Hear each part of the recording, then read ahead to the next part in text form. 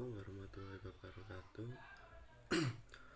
Wonten ngersanipun para alim ulama, para kiai ingkang tansah kita taati lan kita mulyakaken. Romo Kyai Haji Ahmad Zainuddin saking Grobogan, Romo Kyai Haji Ahyad Daroeni, Romo Kyai Haji Suri Wafa Al-Fafid, Romo Kyai Haji Fahmi Akwar, Romo Kyai Haji Zadun Haja Al-Hafid saha para masyayikh ingkang boten saged kawula sebat setunggalipun.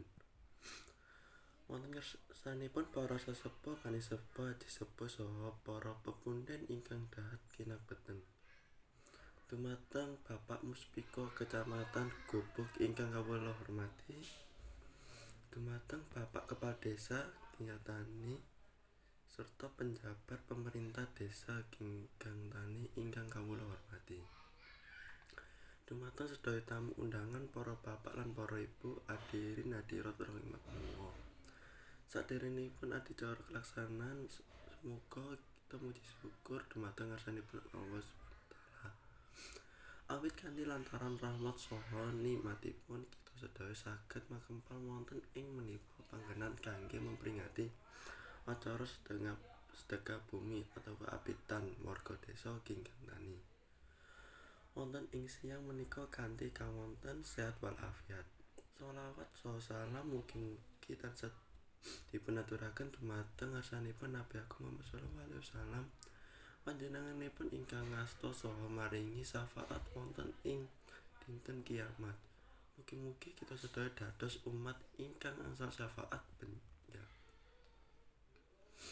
wonten ing dinten kiamat. Amin ya rabbal alamin. Hadirin hadirat ingkang minulya, kapareng matur bilih wonten ing mriki kawula kajiban minangkani pranacara awit gagayutan kaliyan wekdal sak antawis siam pramila badhe kawula waosaken reraji ing adicara ingkang badhe lumampah wonten ing siang menika. Adicara ingkang angka setunggal inggih menika pembukaan. Adicara ingkang angka kalih waosan ayat suci-suci Al-Qur'an. Adicara ingkang 3 atur pembagya. Dene adicara ingkang angka sekawan istira. Adicara ingkang angka gangsal inggih menika masa hasanah. Adicara ingkang angka 6 inggih menika doa penutup. Makaten kala watu menggah reraji ing adicara ingkang badhe lumampah wonten siang menika.